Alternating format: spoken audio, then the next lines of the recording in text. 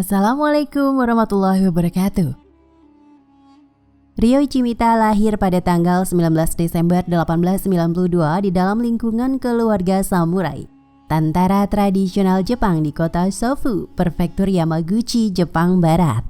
Sejak kecil, Ryoichi tidak memiliki kesehatan atau fisik yang kuat. Kondisi fisiknya yang lemah dan sakit-sakitan menyebabkan keterlambatan dalam menyelesaikan pendidikannya. Oleh karena itu, pada usia 24 tahun, pada Maret 1916, Ryoichi baru lulus dari Yamaguchi Commercial College, sekarang Universitas Yamaguchi. Segera setelah lulus, ia pergi ke Cina, sebuah negara yang sudah sejak lama ingin dia kunjungi. Di Cina, Ryoichi belajar beberapa ilmu pengobatan. Setelahnya, dia melakukan perjalanan ke berbagai daerah di Cina Selatan. Di sana dia bertemu dengan berbagai macam orang, belajar bahasa Cina, dan mendapatkan pengalaman hidup. Selama perjalanan, keterampilan Ryoichi dalam ilmu pengobatan sangat membantunya untuk lebih diterima di dalam interaksi dengan masyarakat Cina. Melalui hubungan persahabatan, Ryoichi mulai mengetahui tentang kehidupan, cara berpikir, dan masyarakat Muslim di Cina. Kesempatan seperti ini tidak akan pernah bisa dia dapatkan di Jepang. Menurutnya, komunitas seperti itu tidak pernah ada di Jepang. Ryoichi menjadi sangat terkesan dengan gaya hidup kaum muslimin. Pada tahun 1920, di usianya yang ke-28, dia menulis sebuah artikel yang berjudul Islam di Cina. Artikel tersebut diterbitkan di Toa Keizai Kenkyu, jurnal penelitian ekonomi Timur Jauh, sebuah majalah ilmiah di Jepang. Pada tahun 1921, Ryoichi Mita kembali ke Jepang. Di sana dia mempelajari tulisan-tulisan karya Haji Omar Kotaro Yamaoka. Haji Yamaoka di Jepang dikenal sebagai haji pertama orang Jepang. Dia naik haji pada tahun 1909, ditemani oleh Abd Ar-Rasyid Ibrahim, seorang ulama Tatar yang pernah tinggal di Jepang. Pada tahun 1912, Haji Yamaoka menerbitkan beberapa buku tentang perjalanannya selama ke Arab dan naik haji. Ryoichi muda sangat terkesan dengan tulisan-tulisan Haji Yamaoka. Dari sana dia bisa lebih banyak mengetahui tentang Islam.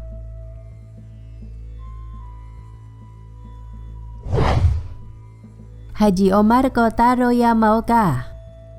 Pada tahun 1922, Ryoichi Mita bergabung dengan perusahaan kereta api Manchuria dan ditempatkan di markas besar perusahaan di Dairen atau Dalian, Manchuria, Cina. Di sana Ryoichi memasuki kehidupan pernikahannya. Di kantor, Ryoichi Mita bertanggung jawab atas bagian inspeksi yang berkaitan dengan inspeksi industri di Manchuria. Dalam perjalanan waktu, bersamaan dengan promosi jabatannya ke pos yang lebih tinggi, dia dipindahkan dari satu tempat ke tempat yang lain, termasuk ke Mukden atau Shenyang, Harbin, dan seterusnya. Ia memungkinkan baginya untuk bertemu dengan lebih banyak orang. Hingga masuk tahun 1941, meskipun sudah selama 30 tahun, Ryoichi mengenal Islam, mempelajarinya dan mencintainya secara diam-diam di dalam hati, namun secara formal dia masih belum memutuskan untuk masuk Islam. Keterlambatan tersebut terjadi mungkin karena latar belakang keluarganya yang penganut Buddha, dan dari generasi ke generasi mereka merupakan keluarga samurai. Selain itu, lingkungannya juga pada waktu itu tidak cukup permisif terhadap perubahan mendadak. Tahun 1941 adalah sebuah tahun titik balik bagi Ryoichi Mita. Di tahun tersebut, Ryoichi akhirnya memutuskan untuk masuk Islam. Ketika itu, Ryoichi oleh kantornya dipindahkan ke Peking. Di sana dia bertemu dengan Imam Wang Reilan dan Yun Chi, Masjid Peking. Di bawah bimbingan Imam Wang, Ryoichi secara resmi menyatakan imannya dalam Islam dan mengubah namanya menjadi Umar Mita. 33 tahun setelah peristiwa itu, Haji Umar Mita selalu mengingat kembali momen besar tersebut dengan kegembiraan. Tidak lupa dia juga mengucapkan terima kasih yang tulus kepada Imam Wang yang telah menjadi inspirasi serta membimbingnya, bahkan setelah ia masuk Islam. Langkah Ryoichi Mita untuk memeluk Islam memberikan kita sebuah pelajaran yang sangat berharga, bahwa masuk Islam tidak cukup dari sekedar mendengarkan khotbah ataupun mengamati kegiatan-kegiatan spiritual. Tetapi itu berasal dari rasa cinta terhadap kemanusiaan yang bersumber dari dasar hati dan pengalaman personal untuk menemukan jalan kebenaran. Adalah benar bahwa Ryoichi Mita terkesan dengan apa yang dikatakan oleh Haji Omar Yamaoka. Tetapi terkait keputusan seseorang untuk memeluk Islam, tidak ada khutbah ataupun orang lain yang dapat mendorongnya, melainkan hatinya sendiri. Umar Mita masuk Islam di usianya yang ke-49 tahun setelah hampir selama 30 tahun mempelajari dan melakukan pengamatan terhadap ajaran Islam. Umar Mita tinggal di Peking sampai tahun 1945 ketika Perang Cina-Jepang berakhir dan dia mengundurkan diri dari jabatan resminya dan kembali ke Jepang. Umar Mita kembali ke Jepang setelah selama 30 tahun kehidupan yang panjang di Tiongkok. Di Jepang dia mengambil pekerjaan menjadi dosen bahasa Mandarin di Universitas Kansai di Osaka dan kemudian pindah ke Universitas Kita Kyushu di Pulau Kyushu. Selang beberapa waktu istrinya meninggal dan karena peristiwa tersebut, dia mengundurkan diri dari pekerjaannya pada tahun 1952. Dia kemudian menetap di Tokyo dan memutuskan untuk menetapkan hati dan jiwanya dalam pengabdian terhadap kegiatan-kegiatan keagamaan agama Islam. Setelah sekian lama para muslim Jepang hidup dan beragama secara masing-masing, mereka akhirnya mendirikan Asosiasi Muslim Jepang bekerja sama dengan orang-orang Islam asing yang tinggal di Jepang.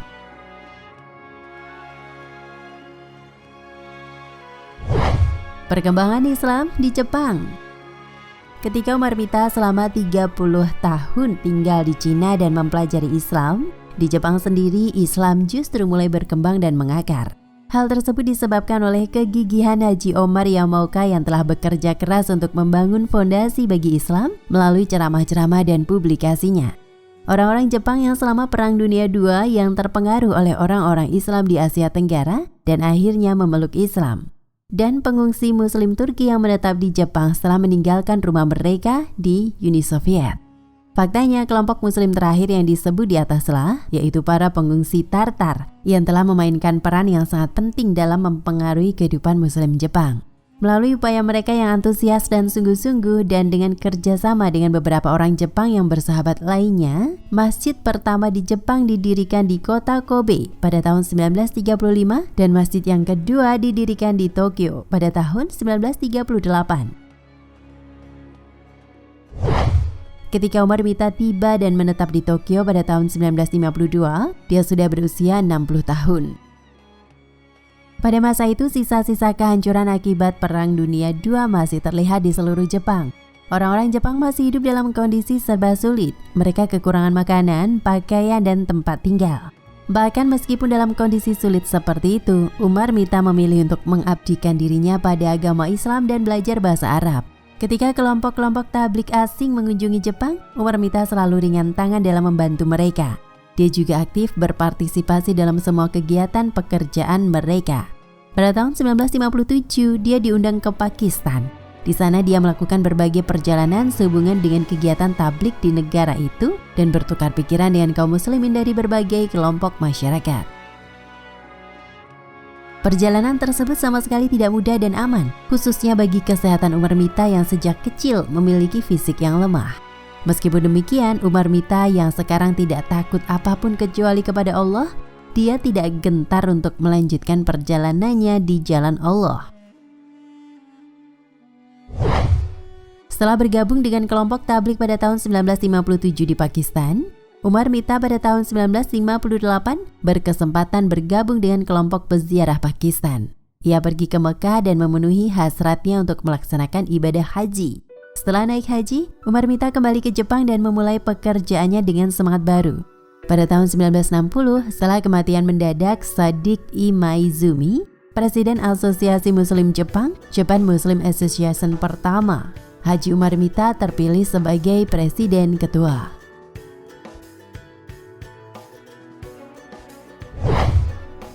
Asosiasi Muslim Jepang didirikan oleh sejumlah Muslim Jepang termasuk Umar Yamaoka, Umar Mita, Abdul Munir Watanabe, Sadiq Imaizumi, Umar Yukiba, dan Mustafa Komura. Mereka berkumpul mendirikan Asosiasi Muslim pertama di Jepang pada tahun 1953. Sadiq Imaizumi terpilih menjadi presiden pertama asosiasi tersebut. Sadiq Imaizumi juga berperan dalam mengislamkan sejumlah orang Jepang, di antaranya Ramadan Isozaki, Subair Suzuki, Siddiq Nakayama, dan Yusuf Imori. Pada masa-masa Haji Umar Mita hidup, terjemahan Al-Quran ke bahasa Jepang telah diterbitkan oleh penerbit besar di Jepang. Dan ukuran sebesar buku saku, terjemahan tersebut diedarkan dalam jumlah yang cukup besar. Terjemahan tersebut diterbitkan masing-masing pada tahun 1920, 1937, 1950, dan 1957. Tetapi semua terjemahan Jepang ini dibuat oleh para sarjana Jepang non-Muslim, dan jelas mereka tidak memiliki keyakinan terhadap Islam. Terlebih 3 penerbitan yang pertama diterjemahkan dari bahasa Inggris yang bukan bahasa asli Al-Quran, sehingga kemungkinan bias maknanya menjadi lebih besar. Sementara penerbitan yang terakhir diterjemahkan langsung dari bahasa asli Al-Quran, yakni bahasa Arab. Oleh karena itu, Haji Umar Mita merasakan adanya kebutuhan akan penerjemahan Al-Quran ke bahasa Jepang yang diterjemahkan oleh seorang Muslim Jepang dan dari teks Arab asli.